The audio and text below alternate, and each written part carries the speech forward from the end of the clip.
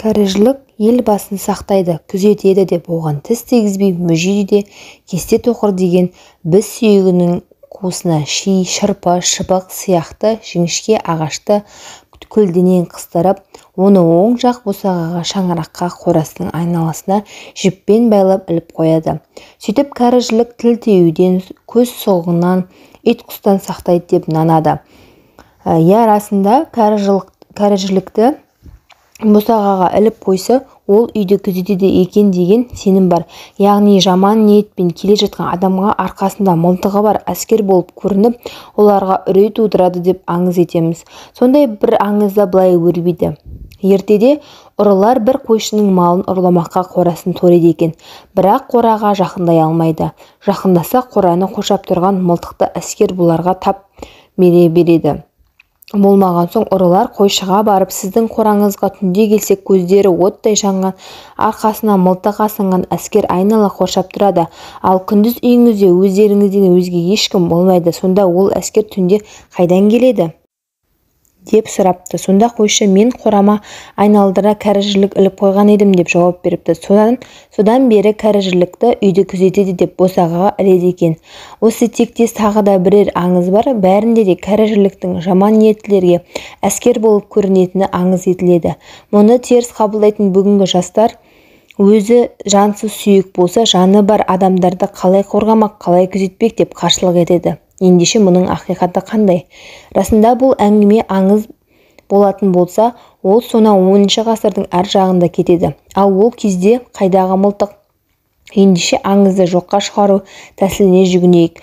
Бұл кәріжілік деген тұрмыстық мүліктерге өте керекті болған сүйек. Себебі бұл сүйек өзге сүйектер секілді уақыт өткен сайын мүжіліп, жеңілдеп, кеуектеніп кетпейді. Керісінше жылдаған сайын қатая түседі. Міне сол қасиетін шебер пайдалана білген бабаларымыз оны керегенің басына орап 5-6 жыл сақтаған екен. Осы уақыт ішінде ол сүйек темірдей тасқа айналады. Содан соң ол сүйекті алып, жілік тілегіне үсіге сап, баласы тұрмай жүрген әйелдің баласына ырымдап шүмек кезікке сап жасаған. Ал ілдіргісін, яғни қамшылығы, құйрығы, мәймөңке, қайыз біз, пілтекеш, тарақ секілді бұйымды жасауға пайдаланған екен. Сүйектен бұндай бұйымдар жасау үшін әбден кептірген, бірақ ол заманда сүйекті тығып қоятын арнайы жиһаздар болмаған, көшіп қонып жүрген елде сарайда жоқ еді. Сондықтан оны керегенің басына байлай салады.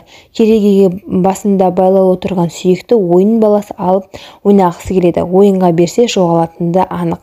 Маған бер деп мазаны алып тұрған ойын баласына да ата-анасы, балам, бұл сүйектен мен мәймөңке жасаймын. Ол үшін бұл сүйек әлі 3-4 жыл тұрып қатуы керек деп түсіндіріп жатпайды ғой, алуға болмайды дей салады.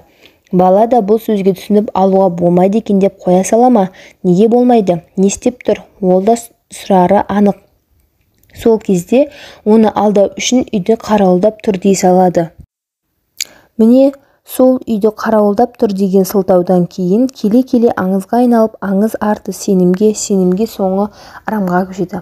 Ал біз сол аңызды бүгінде шын көріп, кәріжілікті босағаға іліп, пәле-жаладан қорғасын деп жүрміз. Енді осы ырым аяғы дауғаласып, үйді қорғауға Аллаға емес, сүйекке тапсырған аталарымызда адасқан деп дүрсе қоятындар да шықты. Екінші бір аңызда әңгімелерде былай делінеді. Ертеде байдың жалғыз ұлы болыпты. Ол керуен тартып қалаға саудаға аттанады. Сапарға шығар кезде әкесі, балам, мына кәріжіліктің қойныңа салып ал, қауіп қатерден аман боласың дейді. Әй, әке, сенің ақ ырымың таусылмайды екен деп ұлы селқос қарайды. Бірақ әке көңілін қимай көп қапшықтың біріне лақтыра салады. Межелі жеріне аман есен жетіп, саудасын жасап елге қайтады. Жолда керуенге қарақшылар шабуылдайды. Бала не істерін білмей қатты сасады. Сол кезде арт жағынан қарулы жасақ пайда болып, қарақшыларға қарсы ұмтылады. Тонаушылар сескеніп кейін шегінеді. Қапылыста бір қарақшының қаңғыған оғы баланың аяғына тиіп жараланып қалады. Ғайыптан пайда болған жасақ керуенді аман есен елге жеткізеді. Бірақ ел шеті көрінген көзден ғайып болады. Бала үйіне келіп әкесіне болған жайды баяндайды. Сонда әкесі: «Ұлым, ырымның сырын енді түсінген боларсың. Кәрі-жілікке Құдай осындай қасиет дарытқан. Сен балалық қылып кәрі-жілікті көп қапшықтың біріне тастай салдың. Сонда да керуенің ғайып ерін 40 шілтенің шылауында болды. Егер ықыласың күшті бол, жілікті жаныңда ұстағаныңда жебеде дарымас еді» деген екен. Осыдан бастап ел аузында кәрі-жілік ер жігітті 40 жолдан қағады деген сөз қалыпты. Қазақ өсіп келе жатқан қыз балаға оң жақта отырып қаласың деп кәрі-жілікті ұстатпаса, сұр бойдақ боп қаласың деген сенім бойынша ер жігітке дей бермеген. Түсінде кәрі-жілікті сынса қариядан айырылатын болдық деп жорған, ал бала түсінде кәрі-жілік алса ұзақ жасайсың деп жорған. Кәрі-жілік тұтас жіліктерді ұстап тұрған сүйек деп қазанға бірінші салған. Қарақұс ауруы балаға түсе берген жағдайда екінші бесікке кәрі-жілікке бөліп, екі бесікті бірге тербеткен. Ауру балаға емес, жілікке түсіп, жілік қағайыратын болған. Айта берсек, бұл жілікке қатысты сенім де аңыз да өте көп. Кәрі-жілікпен бас қатырмақ ойнау ойыны да қалыптасқан. Ол үшін тізілген асықтарды кәрі-жіліктің келесі басына өткізіп ойнаған екен.